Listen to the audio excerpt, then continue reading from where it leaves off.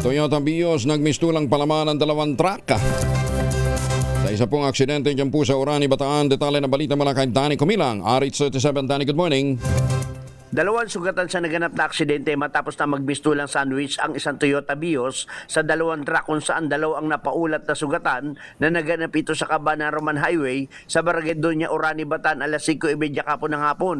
Ayon sa report na kahinto umano ang Isuzu forward truck at isang Toyota Vios na minamaneho ng isang babae sa gitna ng karsada o pass lane upang magbigay daan sila sa tumatawid na MBDA mobile. Nang biglang mawala ng preno ang nakasunod na sa likuran na Daewoo truck bus at bumangga ito sa likurang bahagi ng Toyota Vios. Dahil dito sa lakas, sumalpok naman ang Toyota Vios sa Isuzu forward na nasa unahan nito. Dalawang pasahero ng Vios ang nagtamo ng bagyang pinsala at agad dinala sa Orani District Hospital para gamutin. Samantalang hindi pa natutukoy ang kabuang halaga ng pinsala sa mga sasakyang nasira. Nagpapatuloy ang investigasyon sa nasabing aksidente. Danny Kumilang, RH37, DCRH, una sa Pilipinas, una sa Pilipino. Maraming salamat, Danny.